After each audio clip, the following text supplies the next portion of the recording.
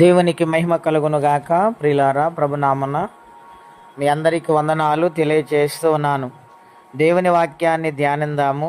ఆది కాండము 39వ అధ్యాయము 3వ వచనం. యెహోవా అతనికి తోడయుండెననియు అతడు చేసినదంతయు అతని చేతిలో యెహోవా సఫలము చేసిననియు అతని యజమానుడు చూసినప్పుడు యోసేపు మీద అతనికి కటాక్షము కలిగిన గనుక అతని యొద్ద పరిసరి చేయువాడాయను.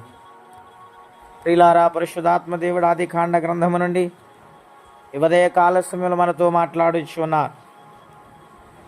దేవుడు యోసేపుకు తోడై ఉన్నాడని ఇక్కడ ఒక మనుష్యుడు పోతీఫరు గ్రహిస్తూ ఉన్నాడు. ప్రియులారా, దేవుడు తోడై ఉండాలంటే మానవ జీవితం ఎలా ఉండాలి? చెడు కార్యములు చేయకుండా, చెడ్డ కార్యములు చేయకుండా, స్వార్థపూరితమైనవి, అసూయపూరితమైనవి, మూర్ఖత్వము కలిగినవి, అహంకారమైనవి ఆ మనిషి జీవితంలో లేకపోయి దేవుని కొరకు నమ్మకంగా బ్రతికితే, పరిశుద్ధంగా జీవిస్తే ఖచ్చితంగా దేవుడు తోడై ఉంటాడు. ప్రియులారా, యోసేపుకు దేవుడు తోడై ఉంటే కారణం ఏమిటో తెలుసా? అన్నలు చేసిన పరికమాలని పనులు, అన్నలు చేసిన అవిధేయత కార్యాలు తండ్రికి చెబుతూ ఉండేవాడు. ఆయన ఇష్టపడేవాడు కాడు. ఈనాడు అటువంటి వారు ఎవరున్నారండి? గనుక చెడుని అసహించుకున్నాడు. కీర్తనకాడు అంటాడు, యెహోవాని ప్రేమించు వారులారా చెడుతనం అసహించుకోండి. ప్రియులారా, చెడుతనం యోసేపు అసహించుకున్నాడు గనుక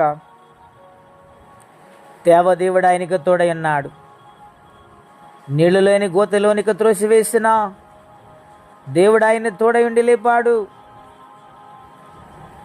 అన్నల చేత అమ్మివేయబడిన దేవుడు ఆయన తోడై ఉండి నడిపించాడు.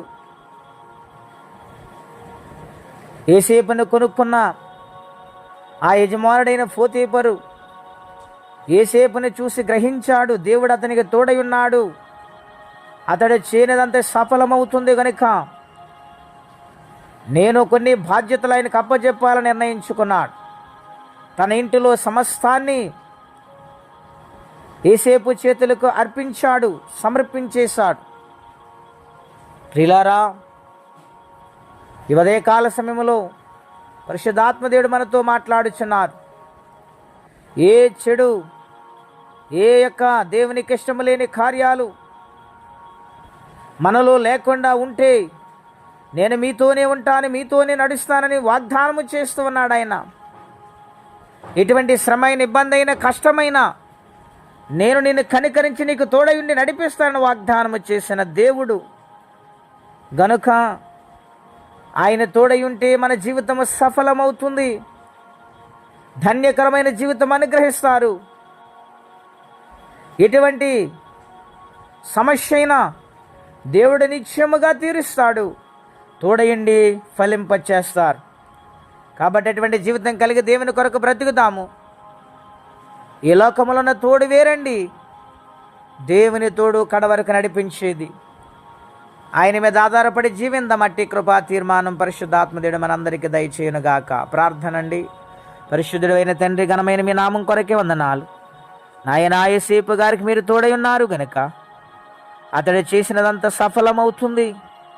అతని చేతిలో మీరు ప్రతిది ఆశీర్వదించారు. ప్రభువా, ఎన్ని కష్టాలు ఉన్న, ఎన్ని బాధలు ఉన్న తనలో తానే కృంగిపోయి ఎవరికి చెప్పుకోలేదు. కానీ సరసాలలో ఉండి ప్రభువా నీకే మర్ర పెట్టుకున్నాడు గనుక తన జీవితాన్ని ఉన్నతమైన రీతిలో మీరు ఆశీర్వదించి వస్తారు.